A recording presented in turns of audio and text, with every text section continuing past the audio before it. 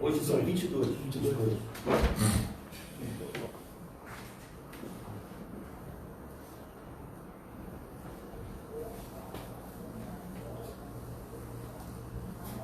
Boa noite a todos. Brasil, 19 horas, 22 de agosto, quinta-feira. Do meu lado é Elisângela. Estamos o dia todo reunidos para tratar a questão das queimadas na Amazônia, criminosas, buscando solução para isso. E no final vou tentar falar alguma coisa. Então daremos apenas os tópicos, as reuniões continuam aqui do lado, eu vou ter que me ausentar. E será uma live bastante curta, infelizmente, teria muita coisa a falar. Uma semana de sucesso para a gente, como a Comissão de Relações Exteriores, né, aprovou o acordo do base de lançamento de Alcântara. Quase 20 anos, tínhamos problema para aprovar esse acordo. Lá atrás fizeram um acordo com a Ucrânia, depois teve um problema porque estava ligada com a Rússia e teve um problema da Crimeia e foi por água abaixo esse acordo com a base de lançamento de Alcântara. Muitos problemas apareceram e graças a Deus agora conseguimos passar a Comissão de Relações Exteriores, da Câmara dos Deputados, esse acordo. Essa semana lançamos o crédito imobiliário da Caixa. Nossos parabéns ao Pedro Guimarães, presidente da Caixa, que lançou uma nova linha de crédito para casa própria, que terá um desconto, né, levando-se em conta ao que se cobrava antigamente, de 30% a 50%. Então, o que seja, né? Até ontem você pagava no empréstimo para pagar a sua casa própria, vamos supor, R$1.000 por mês.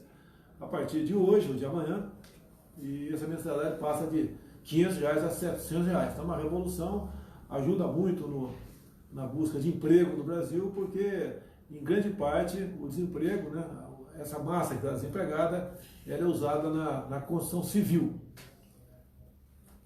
A medida provisória da liberdade econômica foi aprovada no Senado Federal e já é lei, então, já era lei desde quando a medida provisória, e após a sanção nossa, vai ter houve emendas, isso aí vai ser amplamente divulgado por nós para mostrar cada vez mais, tem gente que não sabe ainda, que hoje em dia está muito mais fácil de abrir ou fechar um negócio. A questão de privatização de estatais, demos o primeiro passo, 17 estatais são anunciadas, outras serão anunciadas também. Não queríamos botar uma quantidade enorme ali, porque haveria reação, tinha uma massa de pessoas muito grande, talvez reagindo a isso daí.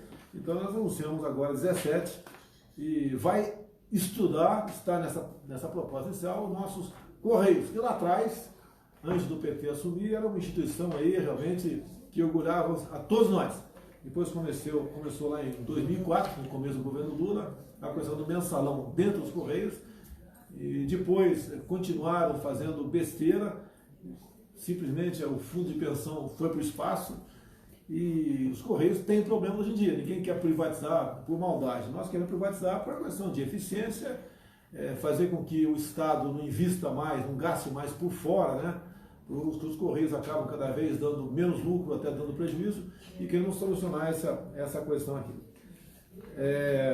Tivemos aqui durante a semana também a extradição do criminoso chileno Norambuena. Agora há pouco o Pinheira ligou para nós, agradeceu a extradição desse criminoso, que inclusive, né, ele participou do sequestro do Washington Oliveto, nosso publicitário aqui, que foi descoberto por um milagre o cativeiro. Tá, mas graças a Deus o Washington Oliveto foi posto em liberdade, e esse Norambuena tinha também na sua conta o assassinato de um senador chileno. Eu aproveito o momento, Pinheiro nos ofereceu ajuda para combater o fogo na floresta, um avião, né, ou 2 ou 3, a gente sabe que é pouca coisa, mas agradece, e ainda havendo a decisão de aceitar essa ajuda, será bem-vinda. Se bem que a gente vê os incêndios na Califórnia, por exemplo, nos Estados Unidos, país riquíssimo, são dezenas de aviões que despejam toneladas de água e o fogo continua lambendo e queimando a casa dos homens do campo lá, das pessoas que têm fazendas, pessoas ricas com grandes propriedades. Então a questão do fogo é um negócio grave e acontece no mundo todo, não é apenas no Brasil, não. A questão do sequestro do ônibus da Rio Niterói, nós já nos posicionamos publicamente tocante a isso, parabenizamos a Polícia Militar, parabenizo o governador Witzel nesse momento, porque ele determinou que, se preciso fosse, pelo que fiquei sabendo, que fosse usado o sniper. Isso não aconteceu lá atrás por ocasião do sequestro do ônibus 174, onde o governo do Rio, naquele momento, não botou como essa possibilidade de usar o sniper. Acabou acontecendo o quê? A professora, que era uma das reféns, né, morreu por parte do bandido, e depois esse bandido morreu numa viatura da Polícia Militar, e os policiais foram submetidos a júri popular e só foram absolvidos por 4-3. Quase 3 policiais militares pegam uma pena de 12 a 30 anos de cadeia por causa de um marginal como aquele que matou a professora e levou terror por algumas horas no ônibus 174 no Rio de Janeiro. Então, parabéns à Polícia Militar, em especial ao BOPE. Questão da novela do COAF, né? Se fala tudo no COAF, né? Que eu interferi, que eu quero prejudicar as investigações, cito a questão da minha família. Tudo que podiam fazer com a minha família já fizeram. Quebraram o sigilo, tá certo? E passaram para frente as informações, passaram para a imprensa com o sigilo quebrado e causaram um transtorno enorme para a minha família. E alguns falam, ó, quem não deve não teme. Vocês sabem um pouquinho como alguns setores do Ministério Público, alguns agem no Brasil. Tá? Querem te atingir de uma forma ou de outra. E eu não agrado essa parte dessa minoria de Ministério Público que faz de tudo para me atingir, usando seja lá o que for. Tá? Então o COAF, o Congresso decidiu que deveria ir para o Ministério da Economia, foi lá para o Paulo Guedes, né? O Paulo Guedes deixou a turma toda lá, sem problema nenhum. Outros problemas apareceram, porque quem comandava lá era o Sérgio Moro, mas estava em outro local, né? Estava em outro ministério, e acabamos decidindo então em enviar o COAF, com um novo nome, né? Unidade de Inteligência Financeira, para o Banco Central do senhor Roberto Campos Neto.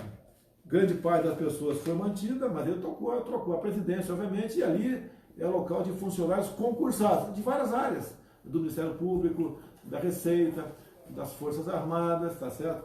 E acredito que em poucas semanas o COAF estará funcionando de forma a atender às necessidades da sociedade no combate à corrupção, à lavagem de dinheiro, e de modo que nós realmente possamos mostrar para o mundo que o combate à corrupção é uma prioridade nossa. Fala-se muito de interferências em órgãos também. Então deixe bem claro, né? O que é interferência na Polícia Federal? É trocar, por exemplo, o diretor-geral da PF. Toda vez que troca um governo, se troca o diretor-geral federal. O ministro da Justiça é outro. Né? Se troca superintendência, se troca muita coisa, isso é natural. Se é nessa linha que, como me acusa de interferir, a PF tinha que ser um diretor-geral, botar aquele cara até ele morrer ou se aposentar, daí troca. Tá certo? E eu fui eleito para mudar. E se alguma coisa estiver acontecendo de anormal, a gente propõe. Inclusive, só por coincidência, o diretor-geral da Polícia Federal, conforme está definido em lei, né, quem nomeia sou eu, presidente da República. E se tiver que mudar, não está previsto mudar, se tiver que mudar, a gente muda, ponto final. A Receita Federal é a mesma coisa. Tá certo? Então o que a gente quer, me acusa também de estar mexendo na Receita para beneficiar familiares. O que a Receita tinha que fazer na vida do meu filho, já fez. Não tem mais nada apurado tocante a isso aí. Tá certo? E a gente é refém, muitas vezes, de péssimos profissionais que agem em interesse pessoal. Então, mas como um todo, a Receita, a Polícia Federal, grande parte faz um trabalho exemplar para o nosso país. Tendo que mudar alguma coisa, a gente vai mudar. Se eu não puder indicar ou sugerir um delegado da Polícia Federal para ser superintendente de um local qualquer, o que eu estou fazendo aqui? 11 superintendentes foram trocados no corrente ano, sem problema nenhum. Esse que estava previsto deu problema. Por que isso daí? A intenção é tumultuar as atividades do governo? Bem, tem aqui um Twitter que eu acho que é muito importante, porque nós estamos do lado aqui com alguns ministros, autoridades das Forças Armadas, discutindo a questão desse crime que estão cometendo contra a nossa Amazônia, né, nas queimadas. Então, @Gen_Heleno, tá certo? E ele vai ali, vai tem pessoas dele para acompanhar esse Twitter. Qualquer denúncia do pessoal da região amazônica que esteja pegando fogo, pode fazer. Se tiver suspeita ou a certeza que tenham pessoas identificadas que estão tocando fogo de forma criminosa, denuncie, bote aqui. Nós temos aqui a BIM, as inteligências outras da União, para buscar solução para esse caso. Né? Porque, olha só, aproveitam o momento, alguns países aproveitam o momento para potencializar as críticas contra o Brasil, tá? Para prejudicar nosso agronegócio, prejudicar nossa economia, tá? Recalcar o Brasil uma posição subalterna. E o grande problema, né, para que não haja dúvida, se eu tivesse chegado de Osaka e demarcado mais 20 reservas indígenas, né, mais um estado, por exemplo, ou 2 do tamanho do Rio de Janeiro, com uma reserva indígena, eu estaria bem, ninguém estaria falando em queimada na Amazônia. Tá?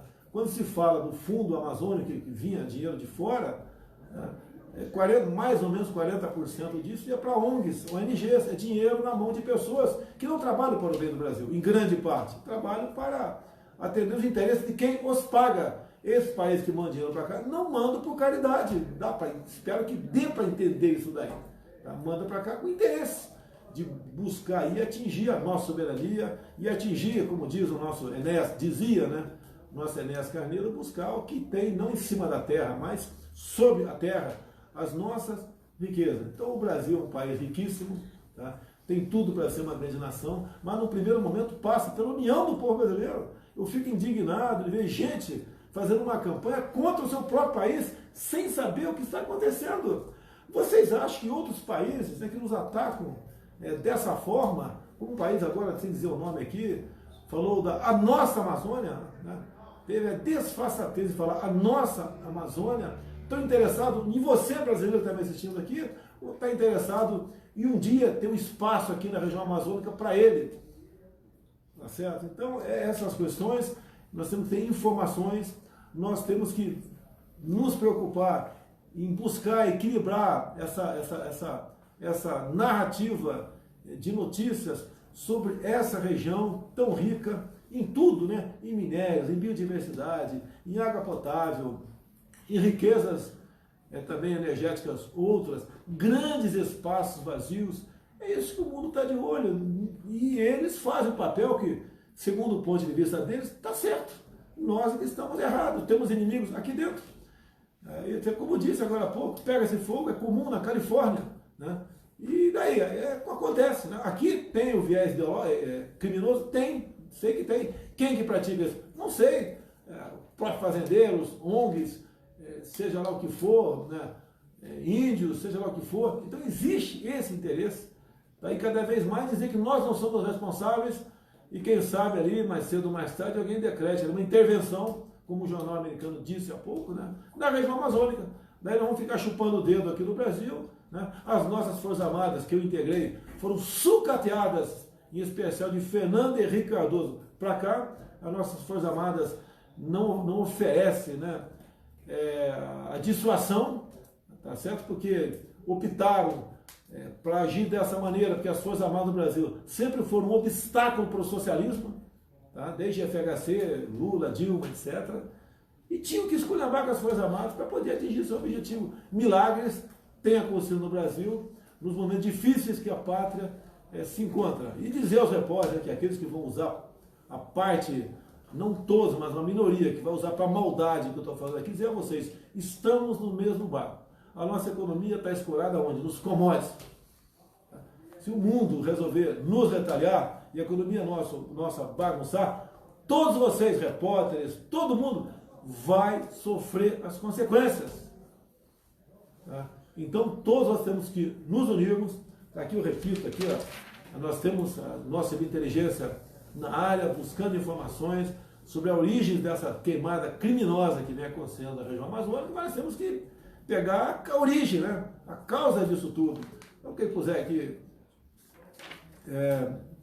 aproveitar, né? E não só nas minhas mídias sociais, qualquer informação sobre a origem, diz, nos avise, nós estamos tomando a providência. O presidente do Equador ligou agora há pouco oferecendo ajuda também, mas a gente sabe que a ajuda desses países é pequena, é bem-vinda, é pequena, tá certo? Agora, não podemos temos que nos preocupar, interesse de quem, né, está por trás disso. Já aconteceu em 2014 uma grande queimada lá, não teve essa repercussão toda, mas quando é comigo, primeiro, a questão dos dados mentirosos, né, divulgado pelo INPE no passado. Né? O Ladrante é uma pessoa que gostava de divulgar isso aí. Se fosse verdade, até estava errado, porque tinha que passar pelo menos pelo canal de comando, tinha que divulgar, sem problema nenhum. Mas áreas superpostas, um absurdo que foi feito, de modo que de um mês para outro, no meu governo, cresceu 80% do desmatamento na Amazônia. Tem crescido? Sim, reconheço. Não é fácil combater isso aí. A nossa região amazônica é maior que a Europa toda junta. Você pode ver, agora há pouco, ontem, atualizei os números aqui, o Ministério da Justiça nos ofereceu 50 homens à Força Nacional para combater o incêndio. Mas por que 50 homens? Porque não tem recurso. Tá? Custa caro. Agora, mandar 50 homens para lá, pelo amor de Deus, pô, tá certo? Não tem cabimento. A quantidade ínfima disso aí. As nossas Forças Armadas com problemas. Começa a faltar alimentação dos quartéis a partir de setembro. Pegamos um orçamento completamente pequeno, diminuto, dos governos anteriores. Temos aí o teto, a emenda contra o teto dos gastos, as despesas obrigatórias estão subindo. Então essas outras despesas, esse outro espaço do orçamento, cada vez mais é diminuído para os ministérios. Não temos condições mais de pensar em botar alguns aviões nossos na região amazônica para combater o fogo. Temos esse problema. É uma realidade, ninguém vai negar isso aí. O que for possível fazer para combater esse crime, que são as queimadas, nós faremos. Agora, o apelo que eu peço ao povo brasileiro, ajude-nos a combater isso daí, tá certo? Você que é da região, você que é fazendeiro, a suspeita que tem produtor rural, né, que está agora aproveitando e tacando fogo geral aí. Porque as consequências vêm para todo mundo. Se vocês querem ampliar a área de produção, tudo bem. Agora, não é dessa forma que a gente vai conseguir atingir o nosso objetivo. Né? E o Brasil, tendo em vista as suas fragilidades, a roubalheira desenfreada praticada no Brasil ao longo dos últimos anos, em troca da tal governabilidade, a forma como se distribui ministério no passado, sem qualquer compromisso na contraprestação de serviço daquele ministério, é uma coisa absurda. Chegamos para mudar, estamos tendo apoio sim de grande parte do parlamento brasileiro, que estão solidários conosco nesse momento. Eu agradeço aí os presidentes da Câmara e do Senado nesse empenho. Agradeço o presidente do Supremo Tribunal Federal, que também está preocupado com isso e está colaborando naquilo que é possível fazer também. Agradeço a senhora Raquel Dodge, que agora há pouco conversou comigo, a chefe do Ministério Público, no mesmo sentido. Todos estão colaborando e nós devemos buscar uma solução, dar uma resposta para o mundo e mostrar que nós somos responsáveis e somos maiores para dizer que a Amazônia é nossa. Caso contrário, vocês sabem o que pode acontecer. O mundo, a história e o tempo não perdoam. Então, voltando para a minha reunião aqui, e se tivermos qualquer notícia aqui, a gente avisa, nós vamos fugir da nossa responsabilidade e mostrar a verdade acima de tudo do que acontece no Brasil. Boa noite, até quinta-feira, semana que vem, ou caso uma situação extraordinária venha acontecer, nós informaremos aqui via live. Boa noite a todos.